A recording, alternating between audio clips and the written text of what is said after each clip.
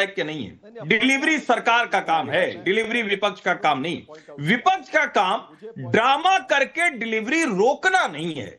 ये थोड़ा सा अंतर समझना पड़ेगा। डिलीवरी सरकार को करना है, उसके लिए प्रधानमंत्री नरेंद्र मोदी को तीसरी बार मैंडेट मिला है, लेकिन डिलीवरी हो उसके लिए ड्रामा करके रोड़ा ना अटकाया जाए, वरना सच में बहुत सही बात कही हर्षवर्धन त्रिपाठी जी ने। और तहसीन पूनावाला जी, इससे पहले कि आपके पास आऊं, पहले अनुराग भदौरिया जी। अनुराग भदौरिया जी, मैं तो कंफ्यूज्ड हूं। एक तरफ अखिलेश जी कह रहे हैं कि इतनी जल्दी क्यों करा रहे हो एसआईआर। ये आज उन्होंने संसद के बाहर कहा है कि इतनी जल्दी क्या है भाई, 2027 में है। तृणमूल कांग्रेस कह रही है कि जल्दी में क्यों करा रहे हो, आप कह रहे हो जल्दी क्यों करा रहे हो, आप कह रहे बंगाल में भी अभी बड़ा समय है, रुक जाओ। पहले आप लोग आपस में तो तय कर लीजिए कि कब होनी चाहिए, कौन सा मुहूर्त सही है एसआईआर कराने का, फिर आगे बात बढ़े। और दूसरी बात ये कि क्या सिर्फ संसद को रोक कर, एक जगह पर टोक कर तभी बात की जा सकती है, मुद्दे उठाए जा सकते हैं? क्या सब कुछ रोक कर? क्योंकि पार्लियामेंट्री अफेयर्स मिनिस्टर किरण रिजिजू ने कहा है एसआईआर पर हम डिबेट करने को तैयार हैं, लेकिन नहीं, अभी सब कुछ रोक दो, अभी करो। इस तरह की ये जो तानाशाही का आरोप लगाते हैं, कहीं तानाशाही विपक्ष की तरफ से तो नहीं है? नाविका जी, एक आंसू भी हुकूमत के लिए खतरा है। तुमने देखा नहीं यहां पे आंखों का समुंदर होना? 25-25 बीएलओ की मौत हो जाए, कोई आत्महत्या कर ले, किसी के हादसे के साथ हो जाए, कहीं दुर्घटना से मौत हो जाए, परिवार बिलख रहा है, बच्चे अनाथ हो रहे हैं, बहन का सिंदूर जल रहा है, माँ का बेटा चला जा रहा है, और किस तरह से वीडियो आ रहे हैं सुसाइड करने के पहले रो के एक बीएलओ अपनी बात कह रहा है मुरादाबाद का। तो इस पे चर्चा नहीं होनी चाहिए। ये तो सबसे पहले चर्चा का विषय है, क्योंकि हम सत्ता पक्ष के जो लोग वो विपक्ष में, उनकी ज्यादा जिम्मेदारी होती है। पहले अगर कोई मौत हो रही हो तो उस पर चर्चा कर लें। और आप इसको अगर ड्रामा कहते हो तो और चिंता की बात है।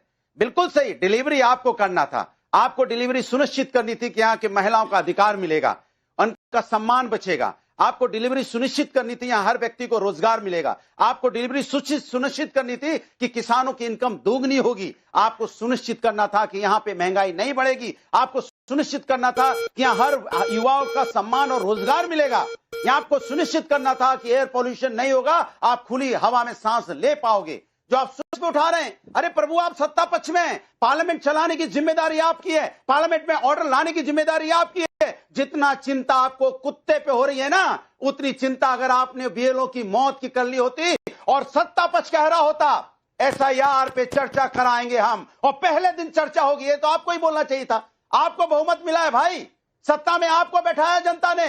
आपको जनता की चिंता करके, बहनों की चिंता करके, मां की चिंता करके, बेटों की चिंता करके आपको कहना चाहिए था मैं चर्चा कराऊंगा पहले दिन।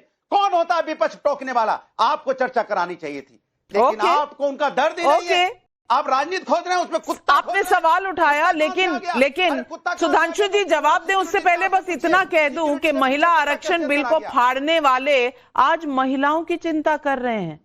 सुधांशु त्रिवेदी जी जवाब दीजिए तमाम सवालों। संशोधन करना चाहता हूं और मजबूत बनाना चाहता हूं, और देखिए किस प्रकार का भ्रम विपक्ष फैलाता है, मैं उसको सब प्रमाण बोलता हूं। भदौरिया जी, जब संसद में कोई भी चर्चा होती है तो अंत में उसका जवाब संबंधित विभाग का मंत्री देता है। आप बता सकते हैं चुनाव आयोग किस मंत्रालय के अंतर्गत आता है? नहीं, यह एक स्वतंत्र संवैधानिक संस्था है। अरे आप और उसके अंदर की किसी प्रक्रिया पर संसद में चर्चा नहीं हो सकती। जैसे सर्वोच्च न्यायालय में कोई मामला विचाराधीन हो तो आप ये नहीं कहेंगे कि सर्वोच्च न्यायालय में जो प्रोसीडिंग चल रही है उस प्रोसीडिंग में ये वाला प्रूफ लिया गया है कि वो वाला प्रूफ लिया जा रहा है। सुप्रीम कोर्ट इस फैक्ट को मान रहा है, इस एविडेंस को मान रहा है, उस एविडेंस को मान रहा है, इसकी चर्चा नहीं हो सकती। उसके बाद भी कोई कहे तो निहायत मूर्खतापूर्ण और भ्रामक बात होती है। दूसरी बात, हाँ तो आप यूं मत करिए, मुझे बता दीजिएगा, एक नियम बता दीजिएगा जिसके तहत संवैधानिक संस्था की प्रक्रिया की चर्चा हो सकती हो, और उस विभाग का नाम बता दीजिएगा जो उस विभाग का मंत्री दे सकता हो। इसलिए अब दूसरी बात बोलता हूं, अभी हमारे तृणमूल कांग्रेस के मित्र बोल रहे थे ये कहां से आए हैं, तो मैं चैलेंज करके विपक्ष वालों से पूछता हूं, एक चीफ इलेक्शन कमिश्नर बताइए जो उससे पहले किसी विभाग में, भारत सरकार के विभाग में सेक्रेटरी, एडिशनल सेक्रेटरी नहीं रहा हो। चैलेंज करके पूछता हूं, नहीं तो अपनी बात वापस लेके जाइएगा। दूसरा चैलेंज, आपके जमाने में एक बताइए चीफ इलेक्शन कमिश्नर जो कि सर्वोच्च न्यायालय के न्यायाधीश के पैनल से अपॉइंट हुआ हो। झूठ का सिलसिला। मत जाइए प्रभु, आप नरसिम्हा राव के समय तक तो जैसे secretary government of India appoint होते हैं, बिल्कुल वैसे ही जैसे विभागीय सचिव अपॉइंट होता है, उसी अपॉइंटमेंट के तहत होते थे। तीसरी बात, अब आप अपने टर्न पे बोलिए भाई। आप विपक्ष की चिंता मत, भारत का एकमात्र चीफ इलेक्शन कमिश्नर जिसने बाद में दूसरी पार्टी ज्वाइन की हो और ज्वाइन होने के बाद वो मंत्री बन के रहा हो तो मनोहर सिंह गिल, जिसने 1999 में एक वोट से अटल जी की सरकार अप्रैल 99 में गिरने के बाद मई में चुनाव नहीं कराया, सितंबर करके बोले ना अनुराग भदौरिया जी, आप बीच में बोलते चले जाते हैं। संसद क्या में, संसद के बाहर नेशनल टेलीविजन की डिबेट पे आपको संभालना मुश्किल हो जाता है। संसद कैसे चलेगी? आप लगातार बोलते चले जा रहे हैं। आप सवाल उठा रहे हैं, सत्ता पक्ष से जवाब मांग रहे हैं, तो सत्ता पक्ष जवाब दे रहा है। सुनने का हौसला तो रखिए। अरे सत्ता पक्ष का आपने पूरी बात ही नहीं बोलने दी। हे भगवान। और जो हमारे मित्र लोग, खासकर कांग्रेस के लोग वोट चोरी कह रहे हैं राहुल जी से, तो मैं बताना चाहता हूं बिहार का वर्तमान चुनाव नहीं, 2010 विधानसभा में बिहार में कांग्रेस को सीटें आई 4, वोट परसेंटेज 6 पॉइंट कुछ, जमानत जब 231। फिर मैं दर्शकों से कह रहा हूं 2010 विधानसभा में कांग्रेस की सीटें 4, वोट परसेंटेज 6.4, जमानत जब 231 आउट ऑफ 243। उसके बाद कोई कहे मेरा चोरी हो गया। भाई तेरे पास था क्या जो चोरी हो गया? मतलब ये तो वो वाली बात हो गई कि अंडरवियर बनियान में खड़ा हुआ व्यक्ति कहे मेरे कपड़े चोरी हो गए। अब तू पहन के आया क्या था? तेरे पास अंडरवियर बनियान के अलावा था क्या जो कह रहा चोरी हो गया? तो कांग्रेस बता तो दे कि 231 सीटों पे 15 साल पहले जमानत जब्त कराने वाली, 4 सीटें लेकर 6 पॉइंट कुछ % वोट पाने वाली, ये उस जमाने का वोट कौन ले गया था भाई? तब तो आप ही की सरकार थी और चुनाव आयोग भी आप जवाब देंगे। तहसीन पुनावाला स्वयं पुरोहित जी आ रही हूं, लेकिन जनता के सवाल पुष्पक जोशी इंदौर MP से पूछ रहे हैं। कांग्रेस वाले ये बताएं कि उन्होंने कौन सी बूटी देश को खिलाई थी कि 50 साल तक सत्ता में कुंडली मारकर बैठे रहे? ये जनता पूछ रही है। और इमरान मसूद के सवाल पर संजय मिश्रा भदोही उत्तर प्रदेश से पूछ रहे हैं, विपक्ष जनता के मुद्दे के बदले संसद में ड्रामा करती है, क्या यही वजह तो नहीं कि बदले में चुनाव में उनके लिए बस हार की डिलीवरी हो जाती है? अब जवाब दें तहसीन जी। नाविका जी, मैं SIR के मुद्दे पर, क्योंकि आदरणीय सुधांशु जी ने कहा कि ये एक मुद्दा की चर्चा आज BAC में हुई थी। 327 आर्टिकल 327 बहुत क्लियरली कहता है कि इलेक्शन कमीशन के जो इलेक्टोरल रोल्स के मुद्दे, उस पर सिर्फ और सिर्फ पार्लियामेंट का जुरिडिक्शन होता है और ये इलेक्टोरल रोल्स का मुद्दा है। नाविका जी, मैं 30 सेकंड और लेकर अपनी बात को समाप्त करूंगा।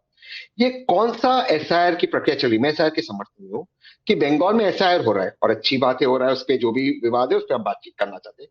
लेकिन आसाम के अंदर SR हो रहा है, SIR नहीं। आसाम के अंदर आप वो 11 डॉक्यूमेंट्स नहीं मांग रहे। एक ही, अगर 2 राज्यों में चुनाव है, वहां पे SR, वहां पे SR, वहां पे 11 डॉक्यूमेंट्स क्यों नहीं मांग रहे हो आसाम के अंदर? जरा इसका जवाब दीजिए। बंगाल में आपको 11 डॉक्यूमेंट्स चाहिए, सुधांशु जी, आपको 11 डॉक्यूमेंट्स सुधांशु जी, ये बात से SR आप मुझे सवाल का जवाब सुधांशु जी 30 सेकंड। सुधांशु जी। बिल्कुल तहसीन भाई, आप जैसे पढ़े लिखे और प्रबुद्ध प्रवक्ता से मैं ये उम्मीद नहीं करता था जी। असम एकॉर्ड के बाद से, 1983 के IMDT एक्ट के बाद से असम बिल्कुल एक अलग कैटेगरी में फॉल करता है। इसलिए असम के अंदर जो वोटर रिवीजन होगा, वो अभी SIR का मुद्दा अभी आया है। असम में यह विषय 30-40 साल से है, इसलिए वो उस व्यवस्था के तहत, और आपकी सरकार के समय में हुआ था मेरे भाई। कम से कम आप लोगों को ये बात बोलनी चाहिए। और मैं एक बात और कह दूं, जिन लोगों के दिल में, मैं मान रहा हूं, संवेदना के साथ हमें बात करनी चाहिए कि BLO के साथ जो कुछ हुआ है, मगर ये लोग की संवेदना कभी जागृत नहीं होती थी। अब चुनावी हिंसा में दर्जनों लोग मारे जाते थे। बिहार में पूरा चुनाव हो गया, एक गोली नहीं चली, और एक जमाने में कट्टों की झड़ी लगी रहती थी। 80 लोग बिहार में मारे गए हैं चुनाव की हिंसा में, 80 लोग तक। उस समय कोई कुछ नहीं बोलता था।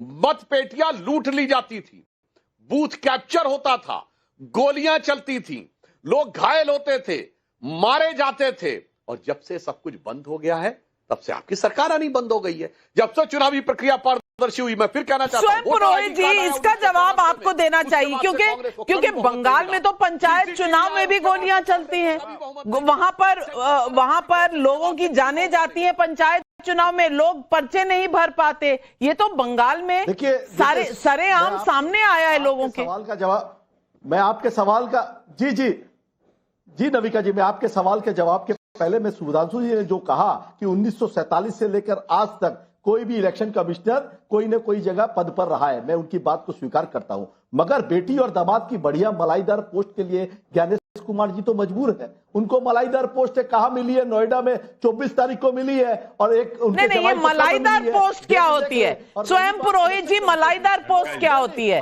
नोएडा की पोस्ट मलाईदार होती है, मुख्यमंत्री की पोस्ट मलाईदार नहीं होती। ये कौन सा? नहीं, माफ कीजिए, आप उनके बारे में कह रहे हैं जो प्रोफेशनल्स हैं, जिन्होंने यूपीएससी का एग्जाम देकर जो सिलेक्शन हुई है। आप कह रहे हैं नोएडा का पोस्ट मलाईदार है, तो मुख्यमंत्री का पोस्ट भी मलाईदार है। यहां हम मलाई तोलने बैठे हैं क्या, हर्षवर्धन त्रिपाठी जी? नहीं नविका जी, आज डिबेट में लगातार स्वयं प्रकाश पुरोहित भारत के संघीय ढांचे का अपमान कर रहे हैं, लगातार ये अपमान कर रहे हैं। ज्ञानेश कुमार जी के बेटियों के, उनके दामाद के बारे में कांग्रेस के आईटी सेल ने बाकायदा हेट कैंपेन चलाई। स्वयं प्रकाश पुरोहित अब उसी काम को आगे बढ़ा रहे हैं।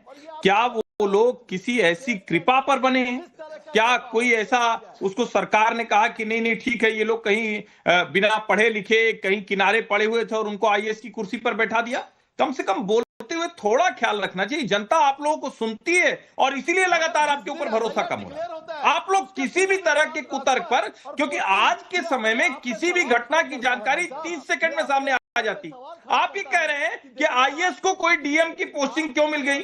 आप ये कह रहे हैं कि आईपीएस को किसी जगह पर पुलिस का कप्तान क्यों बना दिया गया? आप ये कह रहे हैं कोई आईआरएस है तो उसको इनकम टैक्स का कमिश्नर क्यों बना दिया गया? थोड़ा तो अरे भाई, सब एग्जाम कर देकर आए हैं, कहीं ना कहीं उनकी पोस्टिंग होगी। ये आप थोड़ी तय करेंगे बैठकर, मलाईदार पोस्ट में बैठे। ये किस तरह की भाषा है? Swayam Purohit ji, I strongly object to this conversation. सवाल कुछ जनता के और है। अनुराग भदौरिया, आप सुनिए सवालों को, क्योंकि यूपी के सवाल है। हिमानी सिंह प्रयागराज से पूछ रही हैं, तृणमूल कांग्रेस पश्चिम बंगाल में एसआईआर का विरोध कर क्या घुसपैठियों के भरोसे पर अपनी सत्ता बचाए रखना चाहती है? शांतिलाल नौलखा मैसूर से पूछ रहे हैं, एसआईआर के बाद बांग्लादेशी घुसपैठिए क्यों भाग रहे हैं, लेकिन दर्द ममता से लेकर अखिलेश को क्यों हो रहा है? खुशहाल गुप्ता फरीदाबाद हरियाणा से पूछ रहे हैं, ये फैक्ट है कि संसद चलाना सरकार की जिम्मेदारी है, लेकिन विपक्ष का काम आखिर है क्या? सवालों के जवाब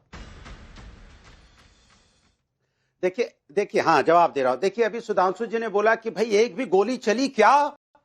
अरे गोली चलाने वाले सबको तो आप माफियाओं को टिकट दे दिया। अनंत सिंह तो वहां पे माफिया लड़ रहे थे और उनपे हत्या का आरोप लगा, जेल चले गए, जेल से जीत भी गए। गोली चली क्या? जिससे सिवान में चुनाव के दौरान गला रेत की हत्या हो गई एएसआई की, गोली चली क्या? तो आपके यहाँ तो भैया चुनाव में ही गोली हत्या हो जा रही है। For more of such videos, do like, share and subscribe to ET Now Swadesh.